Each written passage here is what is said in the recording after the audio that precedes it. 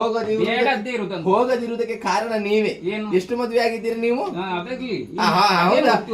ಇಷ್ಟು ಮದುವೆ ಆದವರಿಗೆ ಮತ್ತೊಂದು ಹೆಣ್ಣನ್ನು ನೋಡಿ ಮದುವೆ ಆಗುವ ಮನಸ್ಸು ಆಗ್ತದೆ, ಸ್ವಾಭಾವಿಕ. ಇನ್ಯಾಕೆ ಮಗನಿದ್ದಾನೆ ಒಬ್ಬ. ಮಗನಿದ್ದರೆ ಏನು? ಮಗನಿದ್ರೆ ಮತ್ತೊಂದು ಮದುವೆ ಆಗಬಾರದು ಉಂಟುಂಟ? ಮಕ್ಕಳಾದವರು ಮತ್ತೊಂದು ಮದುವೆ ಆಗುದಿಲ್ವಾ? ಇಲ್ವಾ ಹೇಳಿ? ಲೋಕದಲ್ಲಿ ಇರಬಹುದು, ಇಲ್ಲ ಅಂತಲ್ಲ. ಗುಟ್ಟಿನ ವ್ಯವಹಾರ. ಗುಟ್ಟಿನ ವ್ಯವಹಾರ ಯಾಕೆ? ಅದನ್ನು ಗುಟ್ಟು ಮಾಡಿದ್ರೆ ರಟ್ಟ ಆಗ್ತದೆ. ಅದು ಒಂದು ದಿವಸ ಅದು ರಟ್ಟಾಗಿ ಆಗ್ತದೆ ಸ್ವಾಮಿ. ಮನೆಯಲ್ಲಿ ಒಂದು ಹೆಂಡತಿ ಇನ್ನೊಬ್ಬರಲ್ಲಿ ಇನ್ನೊಂದು ಹೋದಾಗ ಅಲ್ಲಿಯೂ ಒಂದು ಹೆಂಡತಿ ಇದ್ರೆ ಒಂದು ದಿವಸ ಅಂದ್ರೆ ಒಂದು ದಿವಸ ಗೊತ್ತಾಗ್ತದೆ ಎಷ್ಟು ಗುಟ್ಟಿಯಲ್ಲೇ ಇಟ್ಕೊಳ್ಳಿ ನೀವು.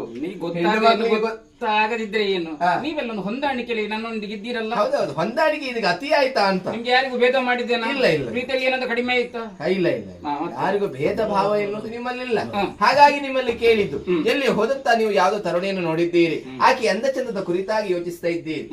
ನೋಡಿ ಬೇಸರ ಇಲ್ಲ ನನಗೆ. ಇಷ್ಟು ನೋಡಿದವರಿಗೆ ಇನ್ನೊಂದು ದೊಡ್ಡದಲ್ಲ, ಹೆಚ್ಚು 16 ಒಂದು 9 ಆಗಬಹುದು ಅಷ್ಟೇ ಅಲ್ವಾ? ಒಂದು ಮನೆ ಕೂಡ ಹೆಚ್ಚಾದಿತ್ತು. ಒಂದು ಮನೆಗೆ ಆ ಕಡೆ ಈ ಕಡೆ ತಿರ್ಗಾಡ್ಲಿಕ್ಕೂ ಆದಿತ್ತು ನನಗೆ.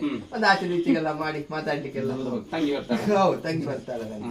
ಹಾಗಾಗಿ ಕೇಳಿದ್ದು ನಾನು.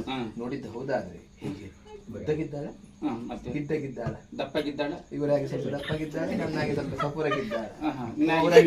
ಅವರಾಗಿ ಕಪ್ಪಗಿದ್ದಾರೆ, ಇವರಾಗಿ ಬೆಳ್ಳಗಿದ್ದಾರೆ.